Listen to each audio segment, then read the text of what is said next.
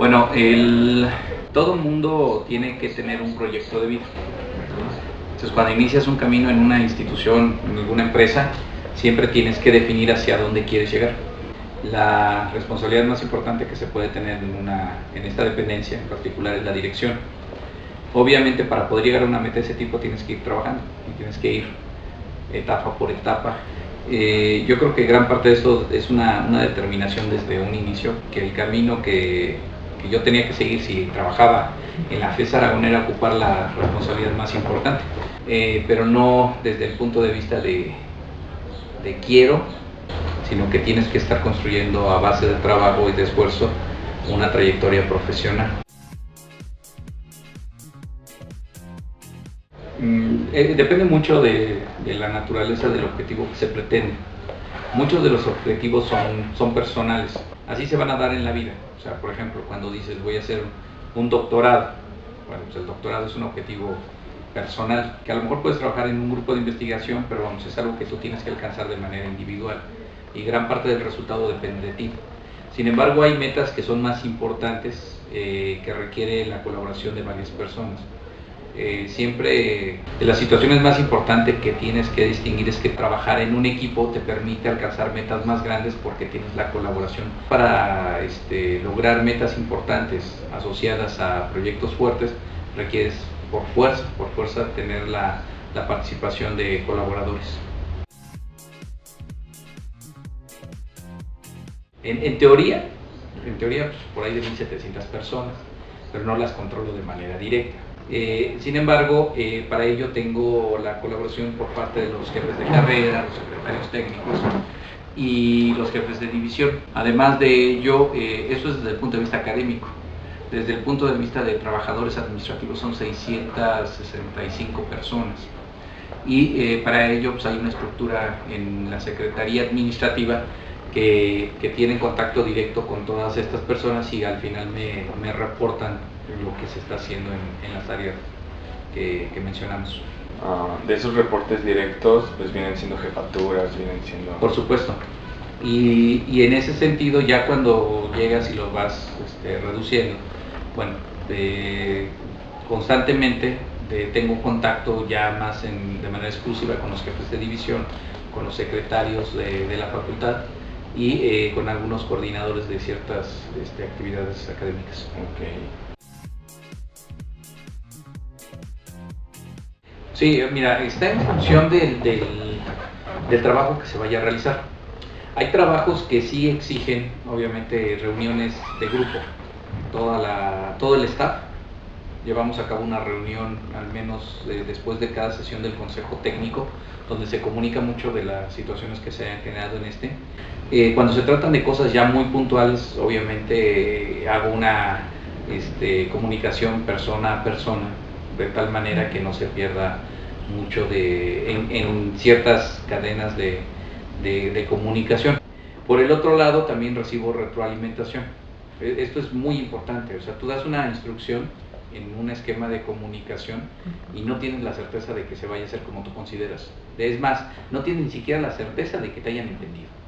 Entonces, lo primero que tienes que preguntar es, bueno, das la instrucción y preguntar, ¿o qué es lo que piensas hacer? Y te das cuenta si la persona entendió lo que tú le estás pidiendo o definitivamente no tiene ni siquiera la idea, lo cual implicaría nuevamente volverlo a explicar. Hay un libro muy interesante que habla sobre algunas cuestiones estratégicas que se llama El arte de la guerra, y en el prólogo de ese libro se plantea precisamente esa situación. O sea, tú vas a hacer que tu ejército te siga, pero para que te pueda seguir tu ejército tienes que dar instrucciones concretas y bien formuladas. Y si tú te estás cerciorando de que la instrucción fue dada de la manera correcta, realmente la responsabilidad está del otro lado, en la otra parte.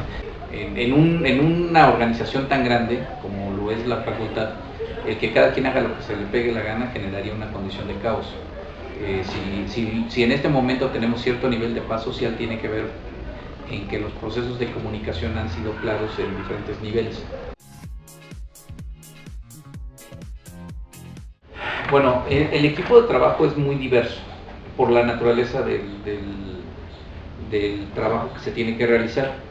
En realidad yo lo que busco hacer no es tanto diseñar el equipo para el objetivo, sino más bien utilizar las habilidades del equipo para la meta puntual. Es muy importante que puedas identificar las habilidades del personal que tienes bajo tu mando para que le puedas explotar la mayor de las habilidades. Entonces tienes que aprovechar las habilidades de tu equipo para que se adapte. Y con esa situación puedes tener mayores beneficios. Entonces tiene que tener una componente de adaptación, pero tiene que tener una componente de experiencia. La experiencia es fundamental. Las personas toman decisiones en función de la experiencia. Y si no hay experiencia, la toma de decisiones se vuelve más limitada. No significa que no vaya a ser adecuada, pero se limita. Tienes menos elementos para poder tomar una decisión adecuada.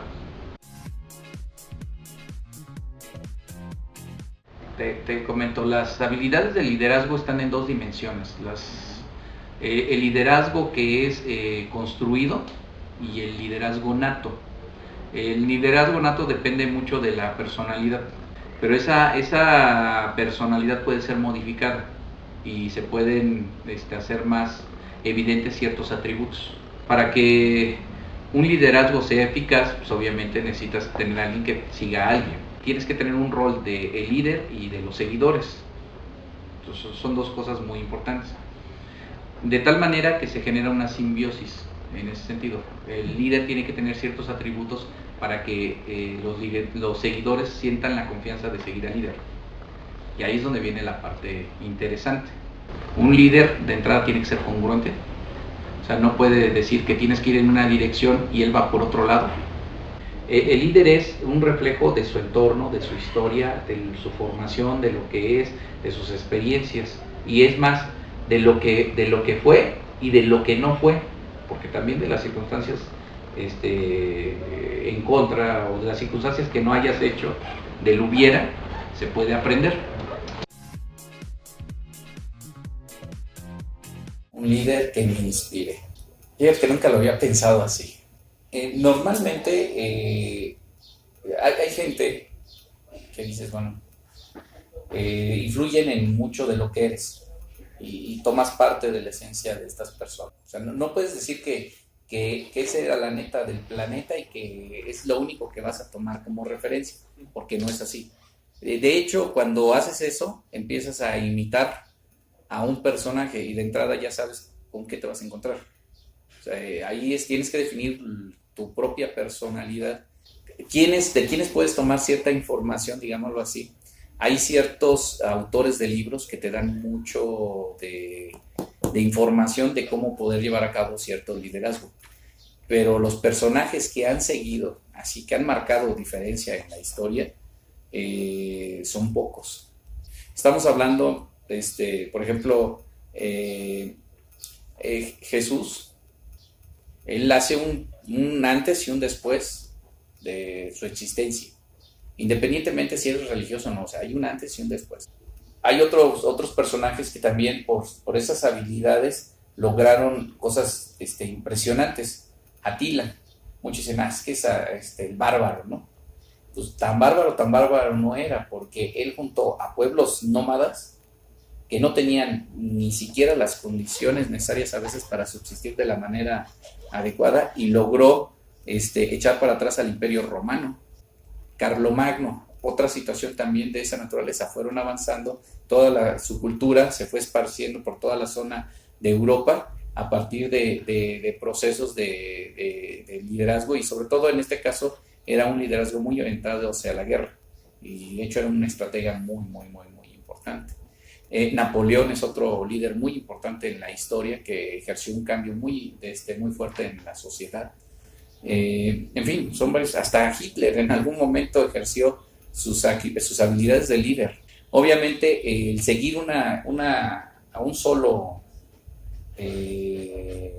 líder sería muy complejo. Más bien lo que tienes que hacer es integrar de todos estos personajes que consideras que tienen ciertas características, algo que te permita construir un mejor tú. O sea, el construirte tú como ser humano es una versión original de un líder o de un dirigente, pero depende de ti. La de comunicación. Pero la forma de comunicación más formal, yo siempre, entre ingenieros te das cuenta, comúnmente nos comunicamos y nos decimos las cosas como las pensamos, pero no te funciona en todos los ámbitos. Hay que ser muy diplomático en algunos momentos. Ahorita es una entrevista muy informal y pues mi forma de comunicarme es muy informal y sé que la van a ver alumnos. Por eso es muy importante, si la intención es de que ellos aprendan algo, tengo que comunicarme en un nivel adecuado para que fluya la información. Pero al igual hay ocasiones que tengo que platicar, no sé, con un embajador. Hace no mucho vino el embajador de Israel a la facultad y tienes que tener un protocolo de comunicación adecuado con él. Y considerando que la cultura de esta persona es diferente a la cultura que tú tienes, que viene de un entorno diferente, donde una palabra que tú utilices puede ser mal interpretada y puede generar una fractura en la comunicación. Y los ingenieros estamos muy limitados en la capacidad de comunicación. Es algo que yo he tenido que estar fortaleciendo desde que terminé la licenciatura. Y aún así, considero que me faltan muchas más habilidades, porque nunca tomé cursos de oratoria, cursos de dicción. Yo era medio tartamudo. De hecho, todavía soy medio tartamudo. Trato de hablar y a veces el cerebro ya va en otro lado y uno va tratando de alcanzarlo con las palabras y no se puede. Son factores que vas mejorando. No puedes tratar de dirigir una facultad, por ejemplo, como la FES Aragón, donde vas a tener gente de la licenciatura en comunicación y periodismo y que no tengas a lo mejor las habilidades básicas de comunicarte, pues es difícil. Tienes que buscar cómo fortalecer esa parte. O sea, no te basta nada más con resolver 2, 3 integrales.